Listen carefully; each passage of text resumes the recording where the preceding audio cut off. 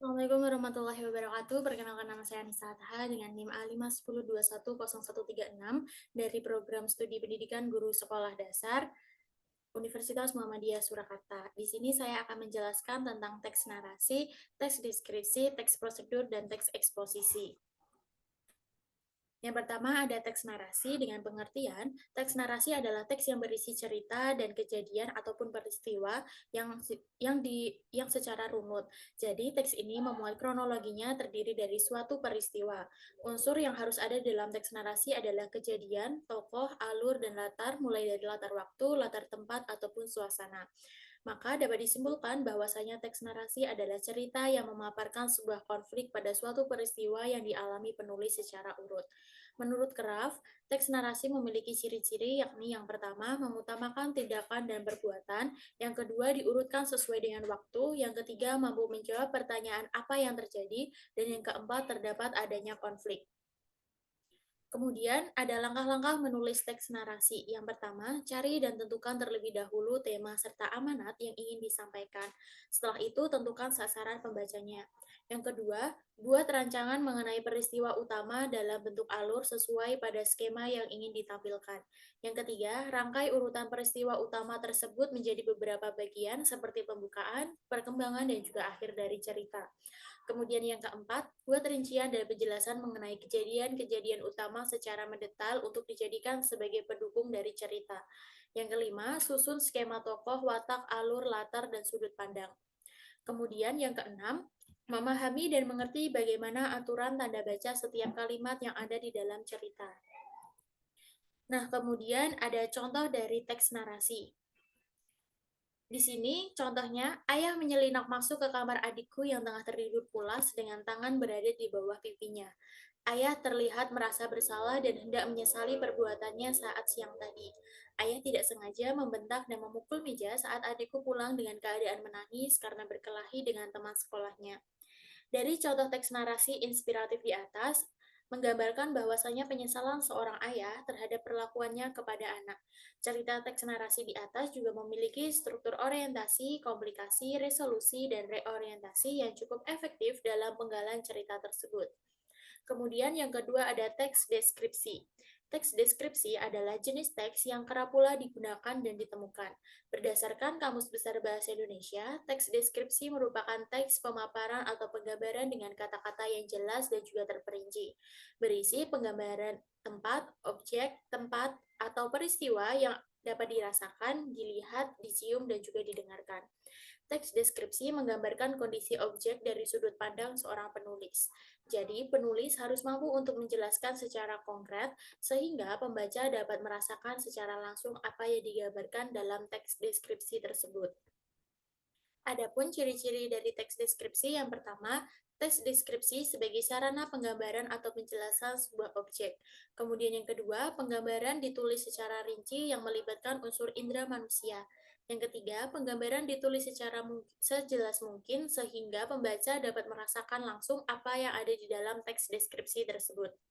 Kemudian, ciri-ciri yang keempat, menggunakan bahasa yang mudah dan sering dipahami dalam kehidupan sehari-hari.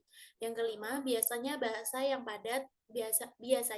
yang digunakan yaitu bahasa yang padat dan juga jelas. Kemudian yang keenam, menggunakan bahasa kiasan. Yang ketujuh, menjelaskan ciri fisik seperti bentuk, ukuran, warna maupun keadaan suatu objek yang ingin digambarkan. Nah, di sini ada contoh teks deskripsi yang terdiri dari identifikasi, deskripsi, dan juga kesimpulan ataupun kesan. Yang pertama, bagian identifikasi yaitu Borobudur dibangun dengan gaya mandala yang mencerminkan alam semesta dalam kepercayaan Buddha. Struktur bangunan Candi Borobudur berbentuk kotak dengan 4 pintu masuk dan titik pusat berbentuk lingkaran.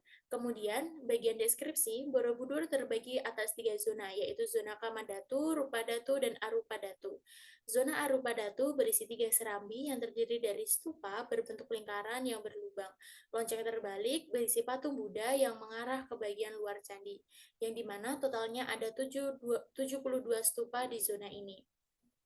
Kemudian yang ketiga yaitu kesimpulan ataupun kesan, yang dimana secara keseluruhan ada 504 Buddha dalam sikap meditasi dan 6 posisi berbeda di sepanjang relief candi di semua zona. Relief ini menjadi bukti bahwa Candi Borobudur merupakan peninggalan kerajaan bercorak Buddha. Kemudian yang ketiga ada teks prosedur. Teks prosedur adalah bagian dari jenis-jenis teks dalam bahasa Indonesia yang isinya langkah atau cara dalam melakukan atau membuat sesuatu dengan benar. Cara menulis jenis-jenis teks prosedur yang pertama, menggunakan pernyataan persuasif ataupun ajakan seperti kata seharusnya, hendaknya, dan sepantasnya. Kemudian menggunakan kata-kata imperatif seperti perintah, yang dimana kata-kata tersebut seperti kata pastikan, tunjukkan, ceritakan, hindari, dan jadilah. Kemudian menggunakan kata kerja aktif seperti kata memasak, membungkus, dan semacamnya. Yang keempat, menggunakan kata teknis yang berkaitan dengan topik. Yang kelima, menggunakan konjungsi penjumlahan atau penambahan seperti kata selanjutnya, berikutnya, kemudian, dan setelah itu. Dan yang terakhir, menggunakan deskripsi alat atau petunjuk penggunaan alat seperti benda dan alat yang akan dipakai, ukurannya, jumlah, dan juga warnanya. Contohnya yaitu cara mematikan komputer. Tentunya teman-teman semua sudah mengetahui apa itu komputer. Nah, kita juga perlu mengetahui bagaimana cara mematikan komputer. Di mana sesudah selesai menggunakan komputer, maka kita harus memastikan untuk mematikan komputer terlebih dahulu agar komputer tidak menyala secara terus-menerus. Sama halnya dengan prosedur dalam menyalakan komputer, kemudian, untuk cara mematikan komputer juga membutuhkan prosedur agar komputer tak cepat mengalami kerusakan. Adapun tahapan-tahapan yang benar seperti berikut. Yang pertama, tutuplah seluruh aplikasi atau program yang masih aktif. Kemudian yang kedua, tekan tombol Start dengan menggunakan mouse pada desktop. Yang ketiga, tekan menu Turn off komputer. Yang keempat, di kotak dialog Turn off komputer, tekan tombol Power Monitor. Kemudian yang kelima, diamkanlah untuk beberapa saat sampai komputer tersebut mati. Kemudian yang keenam, klik tombol off di monitor dalam memadamkan monitor. Yang ketujuh, cabutlah kabel listrik pada jalan-jalan listrik. Dan yang kedelapan, tutuplah dengan menggunakan penutup. Nah, tersebut adalah contoh dari teks prosedur. Kemudian yang keempat adalah teks eksposisi. Teks eksposisi adalah teks yang mengandung sejumlah informasi dan pengetahuan yang disampaikan secara singkat, padat, akurat, dengan tujuan untuk menambah wawasan dari pembaca. Teks eksposisi dibentuk menjadi dua unsur utama, yaitu terdiri dari fakta yang berisi peristiwa yang sebenarnya terjadi dan juga gagasan yang berisi opini penulis dalam menanggapi fakta yang ada. Nah, struktur teks eksposisi adalah sebagai berikut. Yang pertama, judul yang terdiri dari gambaran tentang topik yang akan dibahas, kemudian ada pertanyaan umum yang terdiri dari memperkenalkan topik dan menjelaskan posisi penulis, apakah sependapat atau tidak sependapat dengan topik yang akan dibahas. Kemudian ada argumentasi, berisi alasan atau pendapat penulis tentang topik yang sedang dibahas. Kemudian ada kesimpulan yang berisi penegasan ulang tentang pendapat penulis sekaligus rangkuman dari seluruh isi teks eksposisi tersebut. Nah, di sini ada contoh dari teks eksposisi yang terdiri dari tesis, argumentasi, dan juga penegasan ulang. Nah, bagian tesis, yaitu di era globalisasi sekarang ini, kegiatan membuang sampah sembarangan di sungai seolah telah menjadi kegiatan hal yang lazim. Bahkan jumlah orang yang membuang sampah sembarangan di kota juga semakin bertambah. Hal tersebut tentunya membuat aliran sungai tersumbat dengan sampah sehingga pada saat hujan turun dengan intensitas yang terus-menerus akan membuat sungai meluap serta menimbulkan adanya bencana banjir. Nah, bagian argumentasinya yaitu dari waktu ke waktu jumlah individu yang membuang sampah sembarangan terutama di sungai terus meningkat. Hal tersebut sesuai dengan kesimpulan dari banyaknya pengamat lingkungan. Nah, manusia masih belum merasa kapok apabila membuang sampah di sungai yang dapat menyebabkan banjir tersebut. Padahal korban dari bencana banjir itu sendiri tidaklah sedikit. Telah banyak korban luka-luka maupun korban meninggal dunia akibat adanya bencana banjir tersebut. Namun, hal tersebut tentunya masih belum cukup untuk memberikan kesadaran kepada orang-orang yang masih saja membuang sampah dengan sembarangan. Kemudian ada penegasan ulang.